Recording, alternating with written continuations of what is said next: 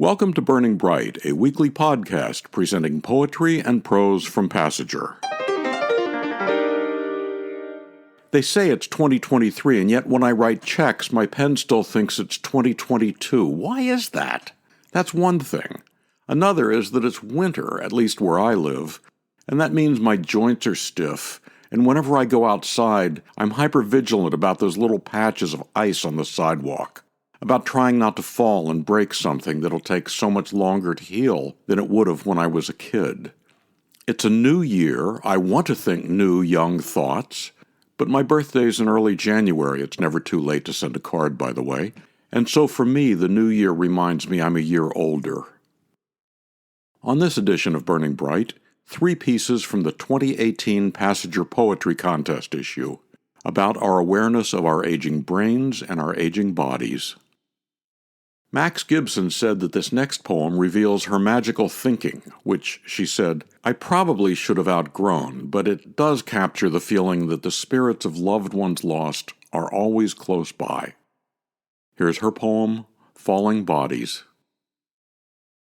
There were no accurate clocks in Galileo's time, but he could measure time's passage by singing the same ditty over and over, at a tempo 2 beats per second. He wanted to know if a falling body accelerates uniformly. Outside my window, ferns sway in a breeze that cares nothing of tempo. To count to my age today takes more than a minute if you say 1 Mississippi, 2 Mississippi, 3, etc. Sometimes I count my age for challenges. Today I will do 66 sit-ups. When I was 30, I might run for 30 minutes, hold my breath for 30 seconds. I don't know why I do this or why Galileo cared how fast we fall.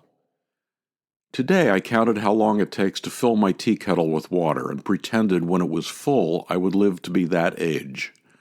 123. Which makes me middle-aged, I guess. Sometimes when I look outside my window, I see bodies falling. Mother, father, dear friends. But no matter how high I count, they never reach the earth. Max Gibson's poem, Falling Bodies. The mid-20th century comedian Jimmy Durante used to close his radio show by saying, "Good night, Mrs. Calabash, wherever you are." Doris Watts said she wondered where Mr. Calabash was, and who the lost Mrs. Calabash was, and how she got to that place where she was, wherever you are. Then Doris realized that she had become Mrs. Calabash. Here's her poem, Good Night, Mr. Calabash, Wherever You Are.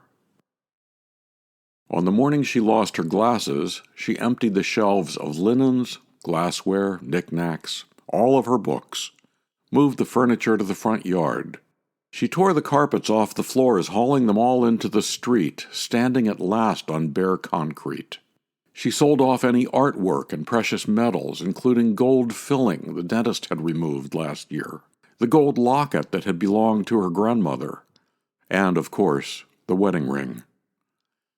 Yet she could not pray, promise, sacrifice, confess, or hymn, find what she knew she had lost. She sat down then on the back step, from which, if she remembered right, she had once been able to see the apple tree blooming in May. She sat down, knowing suddenly she had come all the way to ghosts, the glimmer of light beneath a closed door, an unseen sound, as if feet waltzing in the snow. Doris Watts's poem, Good Night, Mr. Calabash, Wherever You Are. Melanie Dubose said that her poem, Do I Need to Explain Forgetting?, started with the knowledge that when we can't recall something that happened, or the name of something, we often have some strong sensory memory. And then it evolved from a daydream, in which she was giving the police details for an identikit of a missing person based solely on sensory details. Your name is there, somewhere, right there, on the tip of an iceberg, melting in the bright sun. No, that's not right. Do I need to explain forgetting? Besides, I can remember.